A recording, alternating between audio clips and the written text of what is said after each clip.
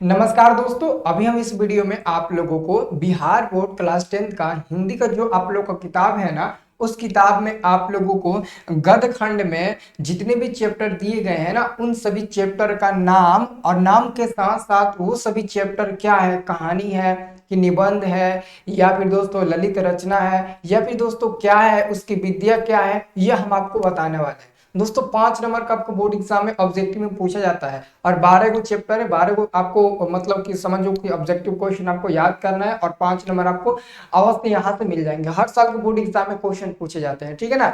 और ऐसे दोस्तों आपको बहुत ही कम वीडियो मिलेगा, इसलिए मैं आपको ये वीडियो बना कर दे रहा हूँ ताकि आप अच्छे से एक बार रिविजन कर लीजिए, ठीक है ना। यहाँ पर आप लोग देख सकते हैं दोस्तों क्या लिखा गया है, हिंदी 10वीं गद्य खंड का है और इसमें कितने चैप्टर है, तो इसमें आपको 12 को चैप्टर है। इधर आपका चैप्टर का नाम लिखा गया है और इधर विद्या, विद्या का मतलब होता है कि निबंध है, कहानी है, भाषण है या फिर दोस्तों क्या है, तो इसके बारे में हम आपको बता देते हैं। तो वीडियो को लाइक करना क्योंकि हम आपको इसके बाद से ना गद्य खंड में आपको बताएंगे, तो उसका भी आपको वीडियो दे देंगे, तो आप लोग चैनल को सब्सक्राइब करके रखिएगा। तो देखिए पहला को हम क्या समझेंगे, देखिए पहला जो हमारा चैप्टर है उसका नाम है श्रम विभाजन और जाति प्रथा। श्रम विभाजन और जाति प्रथा पार्ट जो है वो क्या है, तो वो दोस्तों एक निबंध होता है, निबंध है, ये कहानी नहीं है बल्कि एक निबंध है, आपको अच्छे से याद कर लेना है। और दूसरा आपका चैप्टर है 20 के दांत। 20 के दांत जो आपका पार्ट है ये हमारा क्या है, कहानी है। लेकिन दोस्तों पूछा जाता है कभी कभी कहानी में भी कौन सी कहानी है, तो मनोवैज्ञानिक कहानी है। कौन सी कहानी है, मनोवैज्ञानिक कहानी है, सामाजिक कहानी होता है, मनोवैज्ञानिक कहानी होता है, तो ये सब आपको अच्छे से याद रखना है। दूसरा हो जाएगा आपका मनोवैज्ञानिक कहानी है। अगला आपका तीसरा नंबर चैप्टर आएगा भारत से हम क्या सीखे। भारत से हम क्या सीखे, ये जो चैप्टर है ना ये हमारा भाषण है। क्या है दोस्तों, ये हमारा भाषण हो जाएगा, ये कहानी निबंध नहीं है बल्कि भाषण है। चौथा नंबर आपका चैप्टर है कि नाखून क्यों बढ़ते हैं, नाखून क्यों बढ़ते हैं, जो आपका पार्ट ही क्या है, तो दोस्तों ये निबंध है। लेकिन निबंधों में क्या होता है, ललित निबंध होता है। एग्जाम में पूछा जाता है कि नाखून क्यों बढ़ते हैं, किस प्रकार का निबंध है, किस प्रकार का निबंध है, तो निबंध तो है लेकिन किस प्रकार का, तो ललित निबंध है। तो आपको याद रखना है 4 नंबर। और 5वां नंबर आपका है चैप्टर कि नागरी लिपि। नागरी लिपि पाठ के लेखक गुणाकर मूल्य, और इस पार्ट की जो ये जो पार्ट है वो क्या है, तो निबंध हो जाएगा। ये भी क्या है, तो हमारा निबंध हो जाएगा। 5वां भी आपका क्या हो जाएगा, निबंध हो जाएगा, आपको अच्छे से याद रखना है। अब हम बात करते हैं अगला, इसको मिटा देते हैं। अगला हम आपको बताने वाले हैं, ठीक है ना। चलिए यहाँ पर आपको ध्यान से देखना है। अगला आप 5वां बता दिए थे ना, अब आपको 6वां बताना है, ठीक है। यहाँ पर ध्यान से देखिएगा। 6वां नंबर आपका आएगा बहादुर। तो जो आपका बहादुर पाठ है ना दोस्तों, बहादुर पाठ जिसके लेखक के बारे में आप समझते होंगे, अमरकांत जी होंगे, सबके लेखक का नाम भी आपको याद रखना है। तो बहादुर जो पाठ है वो क्या है, ये हमारा कहानी हो जाएगा, इसको अच्छे से याद कर लीजिएगा। और 7वां आपका चैप्टर है परंपरा का मूल्यांकन। जो परंपरा का मूल्यांकन है, ये जो आपका पार्ट है ये भी हमारा क्या है, तो निबंध होता है। क्या है, आपका निबंध होता है, तो आपको अच्छे से याद कर लेना है। अगला है 8वां नंबर, जीत जीत में निरखत हूँ। जीत जीत में निरखत हूँ, ये जो पार्ट है इसकी विद्या क्या है, तो इसकी विद्या साक्षात्कार। ये क्या है, तो साक्षात्कार है। ये बोर्ड एग्जाम में ज्यादा प्रश्न पूछा जाता है क्योंकि ये निबंध कहानी भाषण में नहीं आता है, साक्षात्कार में आता है, तो आपको याद रखना है, ठीक है।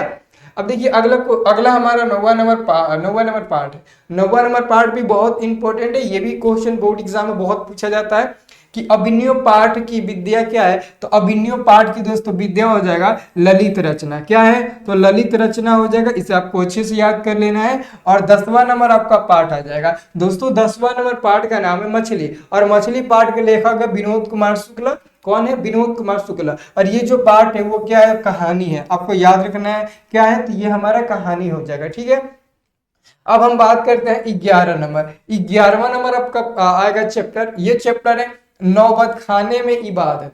नौबत खाने में इबादत पाठ जो है ना वो किस विद्या की है, तो व्यक्ति चित्र हो जाएगा। व्यक्ति चित्र यानी कि आपका आंसर हो जाएगा यहाँ पर व्यक्ति चित्र। तो आप ऑप्शन में खोजना, अगर पूछेगा कि नौबत खाने में इबादत पाठ की विद्या क्या है, तो आप निबंध कहानी ये कुल मत खोजना, बल्कि आप खोजना व्यक्ति चित्र कहाँ दिया, तो व्यक्ति चित्र हो जाएगा। ये भी प्रश्न बहुत पूछा जाता है। शिक्षा और संस्कृति चैप्टर नंबर 12 है, तो शिक्षा और संस्कृति पार्ट जो है वो क्या है, तो शिक्षा के नाम से ही आप पहचान दीजिएगा, शिक्षा शास्त्र हो जाएगा, ठीक है ना, ये ट्रिक है। इधर का पहला शिक्षा तो इधर का आपका पहला शिक्षा, तो शिक्षा शास्त्र हो जाएगा, क्योंकि ये भी 100 से शुरू होता है तो इधर भी आपका 100 से ही होता है, तो शास्त्र आपको हो जाएगा, याद रखना है। तो ये आपको 12 चैप्टर का 12 को ऑब्जेक्टिव क्वेश्चन बनेगा और 12 याद रखना है। इसी में से कोई मतलब ना इधर उधर घुमा कर आपके एग्जाम में क्वेश्चन पूछे जाते हैं, ठीक है ना, तो आपको इसको कॉपी में लिख लेना चाहिए। 5 मिनट लगेगा, कॉपी में लिख लो। एक कॉपी में देखो, हिंदी का जो आपके पास कॉपी होगा ना, आप लोग फेयरवेल बनाए होंगे हिंदी का, तो हिंदी वाले कॉपी में लिख लो, फर्स्ट पेज पर लिख लो, ताकि जब भी आपके पास समय मिले तो ओपन करो तो ये देखो। ये सबसे महत्वपूर्ण होता है, आपके किताब के अंदर अंदर से बहुत कम अब क्वेश्चन पूछा जा रहा है, इधर से ही क्वेश्चन पूछ देता है, रचना से पूछ देता है। अभी दोस्तों एक और वीडियो देंगे, उसमें से भी क्वेश्चन बहुत पूछा जाता है, ठीक है ना। तो अभी हम आपको एक वीडियो देंगे, जो कि अभी मैं बता देता हूँ वो कौन सा वीडियो होगा। जो आपका कविता वाला पार्ट है ना, उसमें पूछा जाता है ना कि गुरु नानक किस भक्ति धारा के कवि है, रसकान की भक्ति धारा क्या है, सबके मतलब की धारा पूछा जाता है। कोई रीतिकाल के कवि है, कोई छायावादी कवि है, कोई समकालीन कवि है, कोई परपवाद के कवि है, कोई परिगवाद के कवि है। तो इस सब के बारे में भी आपको लाइन बाय लाइन आपको बता देंगे। अगर आपको वो वीडियो चाहिए तो प्लीज कमेंट करना कि सर जल्दी से वो भी वीडियो अपलोड कर दीजिए, ठीक है ना।